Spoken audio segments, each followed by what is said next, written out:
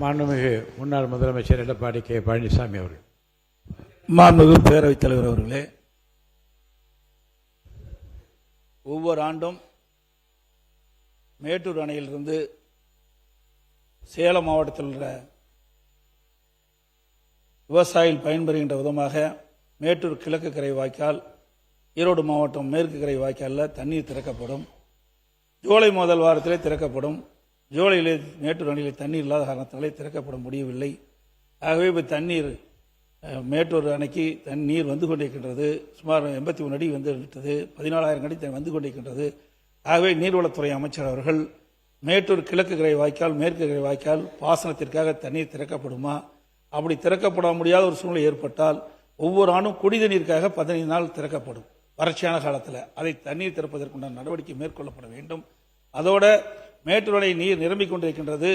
அணைக்கு தண்ணீர் அதிகமாக வந்து கொண்டிருக்கின்றது. டெல்டா மாவட்ட விவசாயிகள் சம்பா சாகுபடி செய்ய தயாராகி கொண்டிருக்கின்றார்கள். ஆகவே டெல்டா மாவட்ட விவசாயிகள் சம்பா சாகுபடி செய்ய மேட்டூர் அணையிலிருந்து தண்ணீர் திறக்கப்படுமா? அப்படி திறக்கப்படுவதால் 15 நாளுக்கு முன்பாகவே அறிவிக்கப்பட்டால்தான் அவர்கள் நாற்றங்கால் விடுகின்ற பணி மேற்கொள்ள முடியும். மாண்புமிகு நீர்வளத்துறை அமைச்சர் இந்த 2 திட்டத்தை நிறைவேற்றுவதற்கு முன்வருவராக என்னை தங்கள் வாயில அறிய விரும்புகிறேன். மாண்புமிகு உறுப்பினர் ஏ வவேல் அவர்கள்.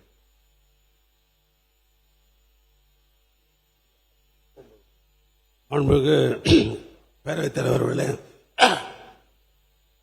தமிழ்நாட்டில் பல நகராட்சிகள் மாநகராட்சியாக தரம் உயர்த்தப்பட்டது.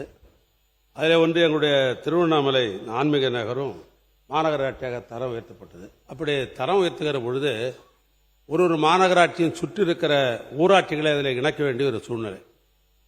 இன்னும் சொல்ல போனால் 18 ஊராட்சிகளை திருவண்ணாமலை மாநகராட்சியில் இணைத்திருக்கிறார்கள். இந்த 18 ஊராட்சி மன்ற தலைவர்களும் தீர்மானம் போட்டுத்தான் அந்த நகராட்சியிலே நாங்கள் மாநகராட்சியாக வருவோம் என்று தீர்மானம் போட்டு கொடுத்துத்தான் அப்பொழுது அறிவிக்கப்பட்டது. ஆனால் அங்கே இருக்கிற பொதுமக்கள் இன்னும் மாநகராட்சிக்கு வேண்டிய வசதிகள்லாம் எங்கள் கிராமத்திற்கு இன்னும் வரல. அதோடு மட்டுமல்ல, இன்னும் வார்டு வரையறுக்கப்பட்டு தேர்தல் இன்னும் நடைபெறவில்லை. இன்னும் ஊராட்சி நிலையில் தான் இருக்கிறது. சாலைகள் விரிவாக்கமோ அல்லது மின்விளக்குகளோ இது போன்ற இதெல்லாம் இல்லை. அதே ஊராட்சியாகத்தான் இருக்கிறோம். மாநகராட்சி தேர்தல் நடக்கிற பொழுது அப்பொழுது அந்த மனநிலைக்கு அந்த வாக்காளர் வந்துடுவாங்க. ஆனால் இப்ப என்ன மக்கள் கேட்கிறாருன்னா, ஏற்கனவே ஊராட்சிகளுக்கெல்லாம் அந்த 125 நாள் வேலை வாய்ப்பு இருக்கிறதே, அந்த 125 நாள் வேலை வாய்ப்பு மாநகராட்சி தேர்தல் வருகிற வரை எங்களுக்கு வழங்க வேண்டும் என்று பொதுமக்கள் கேட்கிறார்கள். அது இந்த 18 ஊராட்சியில் இருக்கிற பொதுமக்கள் கேட்கிறார்கள். எனவே மாண்புமிகு அமைச்சர் அவர்கள், சம்பந்தப்பட்ட அமைச்சர்கள் இந்த கனியோடு பரிசீலனை செய்தால் இந்த 18 ஊராட்சிகளுக்கு இந்த 125 நாள் வேலை வாய்ப்பு கிடைக்கும். அது உங்களுடைய பதிலுரையிலிருந்து நான் எதிர்பார்க்கிறேன். மாண்பு உறுப்பினர் தளவாய் சுந்தரம். மாண்புமிகு பேரவைத் தலைவர்களே, நீர்வளத்துறை அமைச்சருக்கு ஒரு கோரிக்கை வைக்கிறேன். கன்னியாகுமரி மாவட்டம் பேச்சிப்பாறை அணையிலிருந்து தண்ணீர் திறக்கப்பட்டு இப்பொழுது ராதாபுரம் கால்வாய்க்கு சென்று கொண்டிருக்கிறது. கிட்டத்தட்ட தோவாளை சேனல் மட்டும் 48.8 கிலோமீட்டர், அதிலிருந்து ராதாபுரம் சேனல் 28.8 கிலோமீட்டர், அதற்கு மேல அனந்தநாத் கால்வாய் 24 கிலோமீட்டர். ஒட்டுமொத்தமாக அந்த 3 கால்வாயிலும் தண்ணீர் வரும் பொழுது நிறைய லீக்கேஜ் வருகிறது. ஆகவே இந்த ஆண்டு கூடுதலாக நிதியை ஒதுக்கி அந்த கால்வாய்களை சரி, அதுக்கு அதை ஒட்டி இருக்கக்கூடிய சிறு கால்வாய்களுக்கும் நிதி ஒதுக்கி சரிப்படுத்த வேண்டும் என்று உங்களை கேட்டுக்கொள்கிறேன். அதே மாதிரி நம்ம டூரிசம் மினிஸ்டர் அவர்களுக்கு தமிழ்நாடு டெவலப்மெண்ட் ஸ்பெஷல் ஃபண்ட் ஒன்று இருந்து ஏற்கனவே என்னுடைய தொகுதிக்கு கடந்த கால ஆட்சியிலே கிட்டத்தட்ட 1,80,00,000 ரூபாய் நிதி ஒதுக்கப்பட்டிருக்கிறது. நீங்கள் ஏற்கனவே கன்னியாகுமரி ஆய்வு செய்தீர்கள். கன்னியாகுமரியிலே சுற்றுலா மையம், அங்கே இருக்கக்கூடிய சுற்றுலா பயணிகள் வரும்பொழுது அங்கே எப்படி கஷ்டப்படும் என்பதை நீங்கள் நேரடியாக ஆய்வு செய்தீர்கள். ஆகவே ஆன்லைன் புக்கிங்க டூரிசம் மூலமா எடுக்கணும். இல்ல ஹைவேஸ் மினிஸ்டர் நேற்று கோரிக்கையை வைத்திருக்கிறேன். ஏதாவது ஒரு நடவடிக்கை எடுத்து இன்டர்நேஷனல் டூரிஸ்ட் சென்டராக இருப்பதால் அங்கு வரக்கூடிய சுற்றுலா பயணிகளுக்கு தகுந்த வழி செய்யும்படி நான் சுற்றுலாத்துறை அமைச்சர் அவர்களுக்கு கோரிக்கை வைக்கிறேன். மாண்பு உறுப்பினர் அசோக்குமார் சுருக்கமா. மாண்புமிகு பேரவைத் தலைவர் அவர்களே, பேராவூரணி கடற்கரை 47 கிலோமீட்டரை கொண்ட கடற்கரைக்கு ஆற்றின் முகத்துவாரத்து கடல் நீர் உள்ளே புகுந்து அது விவசாயத்தையும் குடித நீரையும் கெடுக்கின்றது. எனவே ஆற்றின் முகத்துவாரத்து பகுதிகளில் தடுப்பணை கட்டி தருமாறு அன்புடன் கேட்டுக்கொள்கிறேன். துறை அமைச்சர் உறுப்பினர் எஸ் ராஜேந்திரன். மாண்புமிகு பேரவைத் தலைவர் அவர்களே, அரியலூர் தொகுதியிலே என்னை வெற்றி பெற செய்த வாக்காளர் பெருங்குடி மக்களுக்கு நன்றி தெரிவித்து, மாண்புமிகு இதே தெய்வம் பாரத ரத்னா அமரர் புரட்சித் தலைவர் எம்ஜிஆர் அவர்களை வணங்கி, இதே தெய்வம் புரட்சித் தலைவர் அம்மா அவர்களை வணங்கி, கழகத்தினுடைய இப்பதான் முதல்ல பேசுறேன். உரை மாதிரிலாம் பேசாதீங்க. என்ன என்ன நீர்வளத்துறை இது வேணும், சுற்றுலா அது மாதிரி நிறுத்துங்க. ஒரு வரியில சொல்லுங்க. நீங்க எனது பொதுச் செயலாளர் அவர்களை வணங்கி, அரியலூர் மாவட்டம் பைப்பூர் தூத்தூர் அந்த பகுதியிலே நமது புரட்சித் தலைவர் அம்மாவின் அரசு மாண்புமிகு எடப்பாடியார் தலைமையில் இருக்கின்ற பொழுது, இங்கே சட்டமன்றத்திலே இந்த வைப்பூர் தூத்தூரிலே ஒரு டேம் கட்டினால், கொள்ளிடத்திலே ஒரு டேம் கட்டினால் அந்த பகுதியினுடைய மக்களுக்கு ஏதுவாக நிலத்தடி நீர் செறிவூட்டப்படும் என்ற கோரிக்கையை நான் வைத்ததன் அடிப்படையில் அப்பொழுது சட்டமன்றத்திலே அதற்காக அந்த கோரிக்கையை ஏற்று அங்கே ஒரு ஆய்வு கமிட்டியை அமைத்து அங்கே வைப்பூர் தூத்தூர் என்ற அந்த பகுதிக்கு அனுப்பி வைத்தார்கள். அப்பொழுது அனுப்பி வைத்த பொழுது அந்த ஆய்வு கமிட்டி அந்த பகுதியிலே பரிசீலனை செய்து இந்த பகுதியிலே ஒரு டேம் கட்டினால், ஏன் என்று சொன்னால் மரதையாறு என்பது இப்ப என்ன வேணும்னு கேளுங்க. மரதையாறும் கொள்ளிடமும் அது இணைக்கின்ற அந்த பகுதியாக இருக்கிறது. அங்கிருந்து பெண்ணார் என்பது அங்கிருந்துதான் உற்பத்தி ஆகிறது. ஆகையால் அந்த பகுதியிலே அப்பொழுதே ஒரு கோரிக்கை மிகப்பெரிய அந்த 740 கோடியிலே எஸ்டிமேட் தயார் செய்து, அதற்கு எஸ்டிமேட் தயார் செய்வதற்காக 23 லட்சம் அந்த அரசு ஒதுக்கியது. அந்த 740 கோடியிலே கதவணன் கூடிய அந்த டேம் கட்டினால் 2 டிஎம்சி தண்ணீர் அங்கே சேரியூட்டப்பட்டு இந்த பகுதியுடைய மக்களுக்கு மிக ஏதுவாக அந்த பெண்ணாத்திலே பயிர் செய்கின்ற 50,000 ஏக்கர் நிலமும், அது மட்டுமல்லாது அந்த பகுதியிலே இன்னும் நிலத்தடி நீர் உயர்வதற்கு ஏதுவாக இருக்கும் என்பதை கேட்டுக்கொண்டு, இந்த மாண்புமிகு நீர்வளத்துறை அமைச்சர் அவர்கள் இதை பரிசீலித்து மீண்டும் ஒரு முறை ஆய்வு செய்து அந்த திட்டம் மக்களுக்கு பயனுள்ளதாக இருக்கும். ஏனென்றால் கொள்ளிடம் என்பது கொள்ளாத தண்ணிகள் வருவதற்கு பெயர்தான் கொள்ளுமிடம் என்று சொல்வார்கள். அப்படி அந்த கொள்ளுமிடத்திலே தண்ணி நிறைய கடலிலே கலக்கிறது. அந்த தண்ணியை இப்பொழுது ஆலைத்தூரிலே ஒரு தடுப்பணை மாண்புமிகு அனைத்து இந்திய அண்ணா திராவிட முன்னேற்ற கழக ஆட்சி காலத்திலே கட்டப்பட்டிருக்கிறது. மாண்பு உறுப்பினர் வைத்திலிங்கம் வாங்க உட்காருங்க. மாண்பு உறுப்பினர் வைத்திலிங்கம், கேள்வி நேரம் இல்லாத ஒரு குறையை நீக்க முடியுமா என்று பார்த்து அலோவ் பண்றேன். பேரவைத் தலைவர் அவர்களே, அதோடு முடிங்க. எனது அரியலூர் மாவட்டத்தில் நம்முடைய மாண்புமிகு நீர்ப்பாசனத்துறை அமைச்சர் அவர்களும் உள்ளாட்சித்துறை சம்பந்தம் 2 கோரிக்கை தான் சார். அரியலூர் மாவட்டத்தில் கால்சியத்தின் குடிக்கிற தண்ணீர்ல வந்து கால்சியத்தினுடைய அளவு அதிகமா இருக்குது. அதனால அங்க பாத்தீங்கன்னா சிறுநீரக கோளாறால நிறைய பாதிக்கப்படுறாங்க. நீங்க தலைமை மருத்துவமனையில மாவட்ட மருத்துவ கல்லூரி மருத்துவமனையும் கேட்டீங்கன்னா அது ஆய்வு அடிப்படையில் நாங்க அந்த குடிநீருக்கு வந்து எல்லாரும் சுத்திகரிக்கப்பட்ட குடிநீரா நம்முடைய உள்ளாட்சித்துறை அமைச்சர்கள் அந்த டேங்க்லாம் வந்து கிராமங்கள்ல வந்து அந்த சுத்திகரிக்கப்பட்ட குடிநீர் வைக்கணும். அது ஒரு கோரிக்கை. அதோட இன்னொன்னு வந்து அந்த 50 ஆண்டு காலமா தாப்பழூர் ஒன்றியத்தில் நம்முடைய அரியலூர் சட்டமன்ற உறுப்பினர் சொன்னது போல அந்த தூத்தூர்ல தடுப்பணை கட்டணும்னு அமைச்சர் அவர்கிட்ட கடிதம் கொடுத்திருந்தா அவங்க வந்து 910 கோடி அந்த தூத்தூருக்கு வாழ்க்கை தஞ்சை மாவட்டத்தையும் அரியலூர் மாவட்டத்தையும் இணைக்கின்ற அந்த தடுப்பணையை அனைத்து இந்திய அண்ணா திராவிட முன்னேற்ற கழக தலைமையிலான ஆட்சியில் அறிவிச்சாங்க. ஆனா இப்ப அந்த திட்டத்துக்கு நிதி பற்றாக்குறை இருக்குன்னு அமைச்சர் சொல்லியிருந்தாங்க. ஆனா நம்ம கேட்கறது குருவாடி தலைப்பில் தடுப்பணை கட்டினா 5000 ஏக்கர் விவசாயம் வந்து அது 100 கோடி போதும் அதனுடைய எஸ்டிமேட். நாங்க மாண்புமிகு அமைச்சர்கிட்ட இது ஒரு நீண்ட கால 50 ஆண்டு கால அந்த விவசாயிகளுடைய கோரிக்கை, இது ரெண்டையும் தாழ்மையாக பரிசீலித்து இதை செய்து கொடுக்குமாறு மாண்புமிகு அமைச்சர். நன்றி, வணக்கம். மாண்புமிகு பேரவைத் தலைவர் அவர்களே, பரம்பக்குடி சட்டமன்ற தொகுதி பரம்பக்குடி நகர்பகுதி மையப்பகுதியில் வைகை ஆறு சென்று கொண்டிருக்கிறது. இந்த பரம்பக்குடி நகராட்சியில் 36 வார்டுகள் இருக்கின்றது.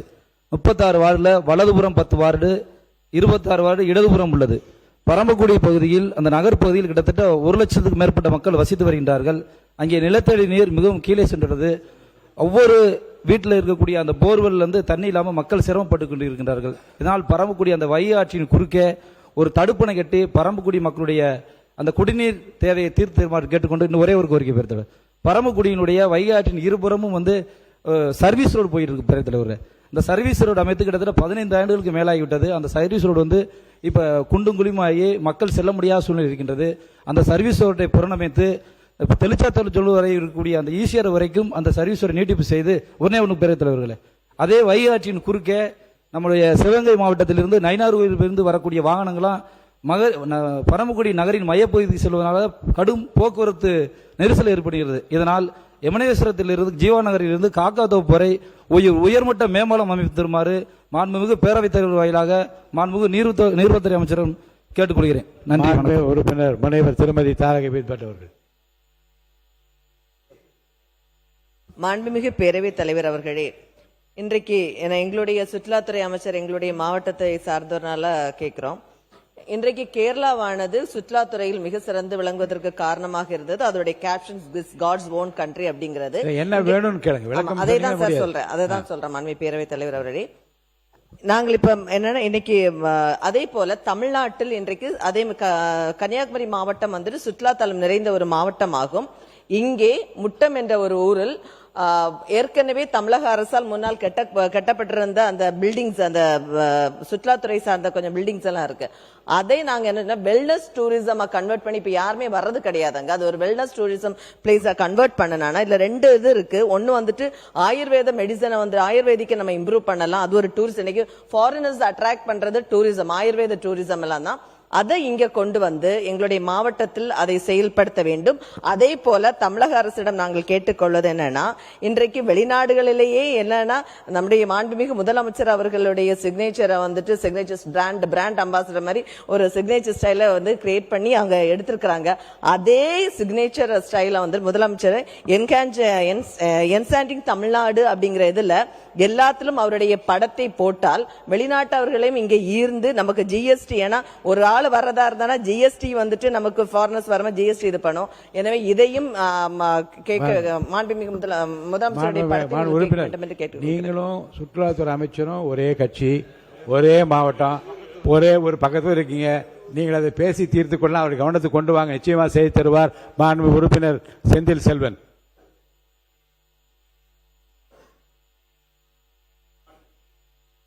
என்ன வேணும்னு மட்டும் கேளுங்க. மாண்புமிகு பேரவைத் தலைவர் அவர்களே, சீர்காழி சட்டமன்ற தொகுதியில் கொள்ளிடம் ஆற்றின் குறுக்கே அளக்குடி திருக்கழிப்பாலை இடையே கடைமடை கட்டமைப்பு கட்டித்தரப்படுமா என்பதையும், சுற்றுலாத்துறையில் பெருந்தோட்டம் ஏரியில் படகு குழாம் அமைத்து தர முடியுமா என்றும், ஊரக வளர்ச்சித்துறையில் அந்த தொகுதியில் உட்பட்டிருக்கிற கிராமப்புற சாலைகளை அமைத்து தர முடியுமா என்றும், தொல்லியல் துறையில் பூம்புகார் கடலாய்வுக்கு இந்த முன்னுரிமை கொடுக்கப்படுமா என்றும் அறிய விரும்புகிறேன். உறுப்பினர் சி வி சண்முகம். மாண்புமிகு பேரவைத் தலைவர் அவர்களே, பெருந்தலைவர் காமராஜரால் கட்டப்பட்ட என்னுடைய தொகுதியான மயிலம் தொகுதியிலே வீடூர் டேம், அந்த டேம் கட்டப்பட்ட பிறகு கடந்த எங்களுடைய ஆட்சியிலே முதலமைச்சர் அவர்களுடைய அனுமதியோடு முதல் முறையாக ஒரு பகுதி தூர்வாரப்பட்டிருக்கிறது. அதை முழுமையாக தூர்வாரப்பட வேண்டும். அப்படி தூர்வாரினால்தான் அந்த பகுதியில் இருக்கிற, இந்த விழுப்புரம் மாவட்டத்தில் இருக்கிற கிராமப்புறத்தில் இருக்கிற விவசாய பயிர்கள் பயனடைவார்கள். இல்லை என்றால் அதை வருகின்ற தண்ணீர் முழுமையாக நம்முடைய நீர்வளத்துறை அமைச்சருடைய பாண்டிச்சேரிக்கு சென்று கடலில் தான் சேருகிறது. ஆகைய அதை நம்முடைய அமைச்சர் அவர்கள் முழுமையாக தூர்வாரி தர வேண்டும். அது மட்டுமல்ல, என்னுடைய மயிலம் தொகுதியில் இருக்கிற வல்லம் ஒன்றியத்தில் இருக்கிற கொங்குரப்பட்டு ஊராட்சி வெங்கந்தூர் சாலையில் இருக்கின்ற அந்த ஆற்றின் குறுக்கே, தென்பண்ணி ஆற்றின் குறுக்கிலே ஒரு தடுப்பணை கட்டித்தர வேண்டும். அதே போன்று கலையூர் கிராமத்தில் உள்ள சங்கராபுரம் ஆற்றின் குறுக்கே ஒரு தடுப்பணை கட்டித்தர வேண்டும்.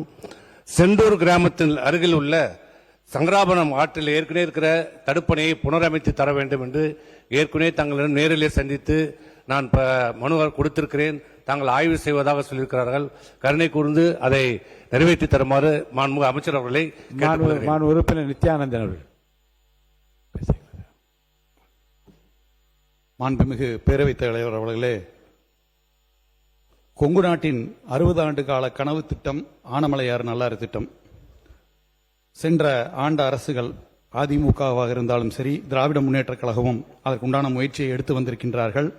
அந்த வகையில் எங்களுடைய கோரிக்கையை ஏற்று ஆளும் அரசாங்கம் அதை நிறைவேற்றுவதற்கு முயற்சி எடுப்போம் என்று அறிவிப்பினை மானிய கோரிக்கை எண் 40 கொள்கை விளக்க குறிப்பில் 131ஆம் பக்கத்தில் குறிப்பிட்டிருப்பதற்கு கொங்குநாடு மக்கள் தேசிய கட்சியின் சார்பாகவும் பயன்பெறும் விவசாயிகள் பொதுமக்கள் சார்பாகவும் அரசுக்கு நன்றிகளை தெரிவித்துக் கொள்கின்றேன். உடனடியாக செய்ய வேண்டியது இரு மாநில முதல்வர்கள், நீர்வளத்துறை அமைச்சர்கள், சட்டமன்ற உறுப்பினர்கள், பாசன சங்க பிரதிநிதிகள், ஓய்வு பெற்ற அதிகாரிகள் கொண்ட சிறப்பு பேச்சுவார்த்தை குழுவை அமைத்து நீண்ட காலமாக நிலுவையில் உள்ள ஒப்பந்தத்தை மறு ஆய்வை உடனே தொடங்க வேண்டும் என்று கேட்டுக்கொள்கின்றோம். ஏனென்று சொன்னால் அந்த அறிக்கையில் குறிப்பிட்டிருப்பது ஆனமலையார் மற்றும் நீராறு நல்லாறு திட்டங்கள் விவரத்துக்கு போவானா என்ன வேணும் மட்டும் ஒரு வரி தான். குழுவினை உடனடியாக அமைப்பதற்கு முயற்சி செய்ய வேண்டும். அதே போல பைனான்ஸ் மினிஸ்டர்ட்டும் சொல்லியிருந்தேன். 14.98 கோடி உயிர் தண்ணீருக்காக கால்வாய்களை புறணமைப்பதற்கு ஒதுக்கி இருக்கின்றோம். அதை உடனடியாக விடுவித்து அங்க இருக்கக்கூடிய விவசாயிகளுக்கு ஒரு நல்ல சூழ்நிலை, ஏன்னா நல்ல மழை இல்ல, உயிர் தண்ணி தான் கொடுக்க முடியும்.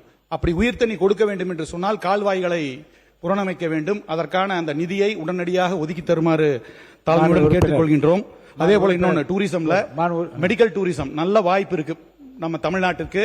நம்முடைய காங்கிரஸ் மாண்புமிகு சட்டப்பேரவை உறுப்பினர் அவர்கள் சொன்னது போல மெடிக்கல் டூரிசம் என்பது தமிழ்நாட்டிற்கு மிகவும், ஏனென்றால் நல்ல மருத்துவமனைகள் நம்ம மாநிலத்தில் இருக்கின்றது.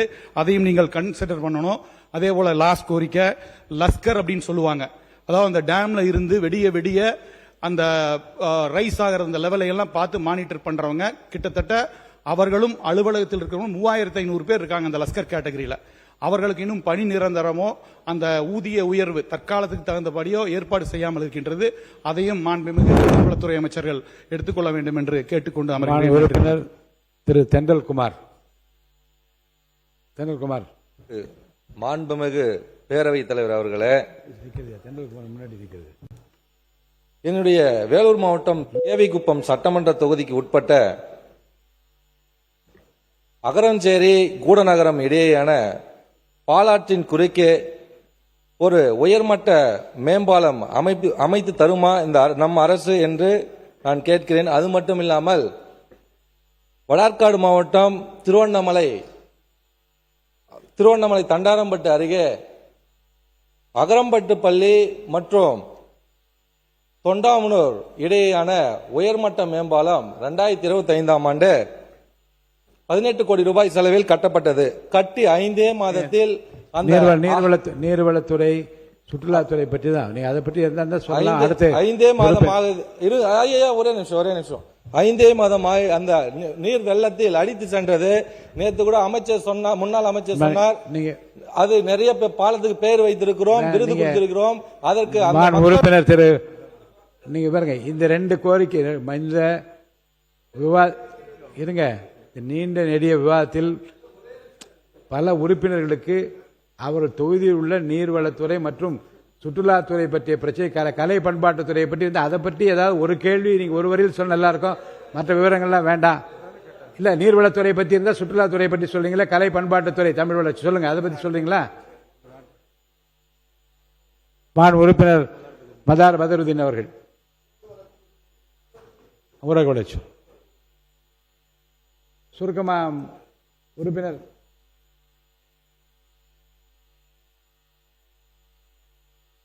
மைக் கொடுங்க, அவருக்கு மைக் கொடுங்க. நீங்க பக்கத்து மைக்கெல்லாம் உங்க மைக் ஆன் பண்ணுங்க. வரும். மாண்புமிகு பேரவைத் தலைவர் அவர்களே, சுற்றுலாத்துறை சார்ந்த கோரிக்கை. மதுரையில் இதயமாக திகழும் அருள்மிகும் மீனாட்சி அம்மன் கோவில் அன்னை தரிசனம் செய்வதற்காக இந்தியாவிலிருந்து நாள்தோறும் 20,000 பேர் வராங்க. பக்தர்கள் சுற்றுலா போல மருகே வந்து கொண்டிருக்கிறார்கள். அங்க பாத்தீங்கன்னா திருமல நாயக்கன் மகால், அழகர் கோவில் உள்பட பல திருக்கோவில்கள் அங்க இருக்கு. ஸ்ரீரங்கத்தில் இருக்கிற மாதிரி யாத்ரா நிவாஸ் என்றது போல மதுரையில் 1000 பேர் பயனளிக்கும் விதமாக இங்கே ஒரு யாத்ரா நிவாசை அமைத்து தர வேண்டும் என்று பேரவைத்தின் வாயிலாக கேட்டுக்கிறேன். ஒன்றே ஒன்று முடிச்சிடறேன் சார். மதுரை மீனாட்சி அம்மன் கோவில், திருப்பரங்குன்றம், சோலைமலை, அழகர் கோவில், கூடலூர் பெருமாள் கோவில், பாண்டியன் கோவில், இந்த மாதிரி ஒத்தக்கடை கோவில், நரசிம்ம பெருமான் கோவில், திருமல நாயக்கன் கோவில் மற்றும் கீழக்குடி சமணப்படுக்கை, முதலக்குப்பம் சமணப்படுக்கை போன்ற சுற்றுலா தலங்கள் இருக்கின்றது. சுற்றுலாத்துறை டெய்லி பேக் மாதிரி காலையில வந்து பாத்தீங்கன்னா அவங்கள கூப்பிட்டுட்டு போய் எல்லா சுற்றுலா இதையும் காமிச்சிட்டு ஈவினிங் வந்து விட்டா அது வந்து ஆன்மீக பக்தர்களுக்கு எந்த ஒரு இடையூறும் இல்லாம இருக்கும். நான் கேட்டுக்கிறேன். ஒண்ணு முடிச்சிருங்கய்யா. மீனாட்சி அம்மன் கோயில் கோபுரத்தில் கண்கவரும் வண்ண விளக்கு அமைச்சு இரவு நேரங்களில் சுற்றுலா பயணிகள் ஆவணம் செய்ய வேண்டும் என்று சுற்றுலாத்துறை கேட்டுக்கொள்கிறேன். வைகை நதி மேம்பாலத்தில் சுற்றுலாத்துறை பகுதியில் வண்ண விளக்குகளை அமைத்து இரவு நேரங்களில் சுற்றுலா பயணிகள் மதுரை அழகரை ரசிப்பதற்கு உதவுமாறு ஆவணம் செய்யுமாறு கேட்டுக்கொள்கிறேன்.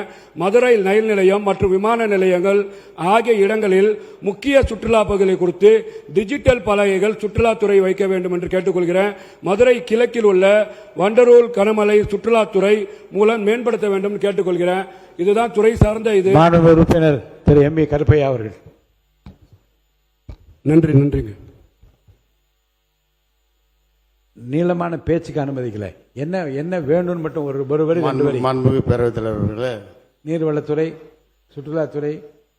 மாண்புமிகு தமிழ்நாடு முதலமைச்சர் காலையிலே மூத்திபத்தின் விதிகள் 3 முத்தான அறிவிப்புகள் அளித்ததுக்கு நன்றியை தெரிவித்து, சுற்றுலாத்துறை மூலமாக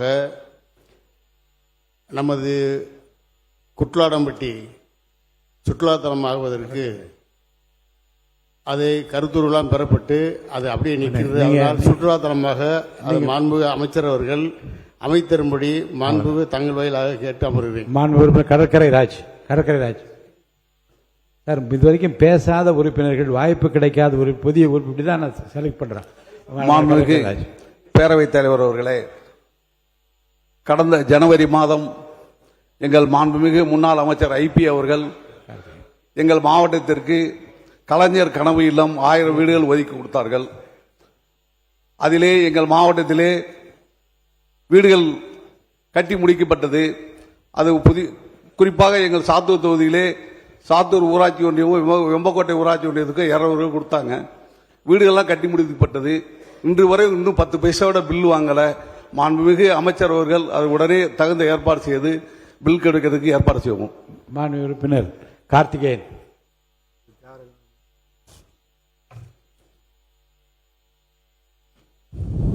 மாண்புமிகு பேரவைத் தலைவர் அவர்களே,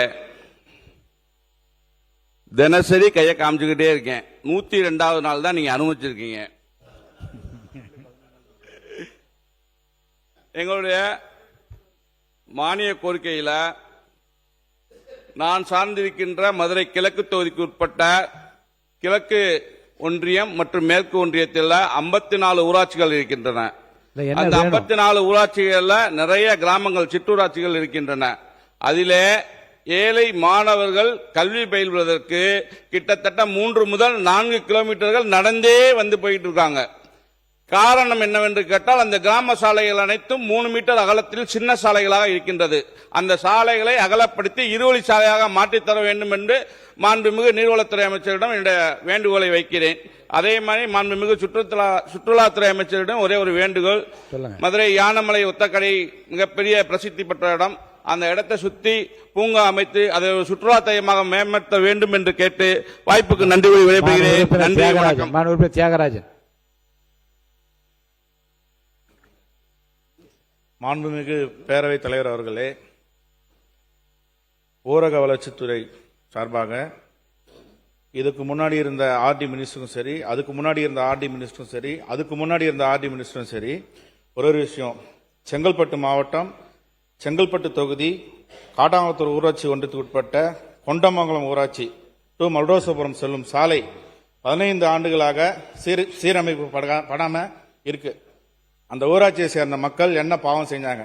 15 ஆண்டுகளாக உங்களுக்கு தான் மாத்தி மாத்தி ஓட்டு போட்டிருக்காங்க, பண்ணிருக்காங்க. இது வரைக்கும் அந்த ஊராட்சி இருக்கிற மக்களுக்கு நீங்க எதுவுமே அந்த ஊராட்சியில் அந்த சாலையை மேம்படுத்து ஒரு ஊராட்சிக்கு டெவலப்மெண்ட்டுக்கு சாலை தான் முக்கியம். அந்த சாலை இது வரைக்கும் ஏற்பாடு செய்து தரப்படவில்லை. நம்ம கவர்மெண்ட் அமைஞ்சது அப்புறம் நம்ம நீர்வளத்துறை அமைச்சரை நான் சந்திச்சு இதை விட்டு முறையிட்டு இருக்கேன். அதை செய்து தருமாறு கால்முறை கேட்டுக்கொள்கிறேன். பேரவை துணைத் தலைவர் ரவிசங்கர் அவர்கள் சுருக்கமாக.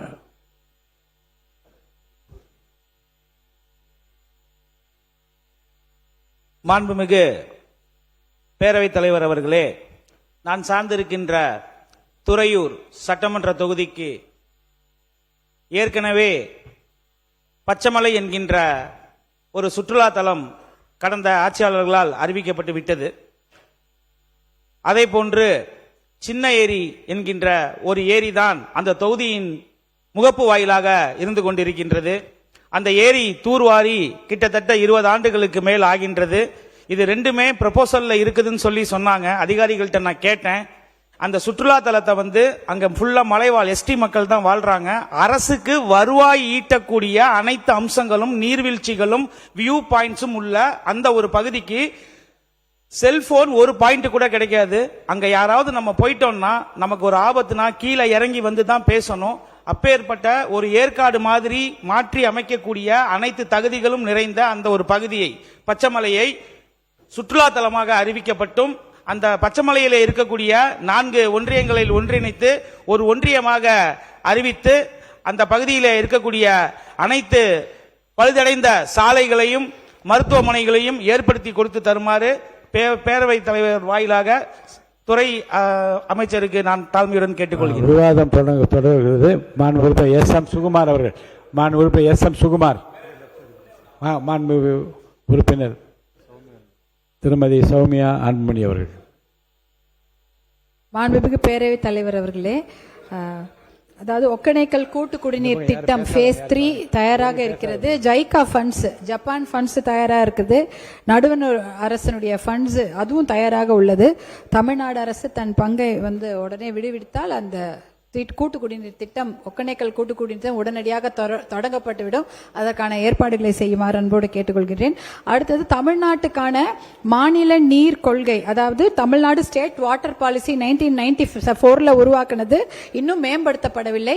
2024-25 டிராஃப்ட் உருவாக்கி இருக்கிறாங்க. அது இன்னும் மக்கள் பார்வைக்காக வெளியிடப்படவில்லை. அது அந்த பார்வைக்கு வெளியிடப்படுமா அல்லது புது தமிழ்நாடு ஸ்டேட் வாட்டர் பாலிசி உருவாக்கப்படுமா என்பதை தெளிவுபடுத்த வேண்டும். அதே போல மாண்புமிகு அமைச்சர் பெருமக்களுக்கு, தர்மபுரியில் வறுமையான நிலைமையில் வயது முதிர்ந்த நாடக கலைஞர்கள் ஓய்வூதியத்திற்காக பதிந்து வைத்திருக்கிறார்கள். அவர்களுக்கு விரைந்து ஓய்வூதியம் விடுவிக்கப்பட வேண்டும் என்று கேட்டுக்கொள்கின்றேன். அதே போல தெருக்கூத்து கலைஞர்களுக்கு உதவிகள் செய்யுமாறும் அவர்கள் பயன்படுத்தும் கருவிகள், ஆடைகள் உள்ளிட்ட பொருட்களை அவர்கள் வாங்க அரசு நிதி உதவி வழங்க வேண்டும் என்று கேட்டுக்கொள்கிறேன். நன்றி, வணக்கம்.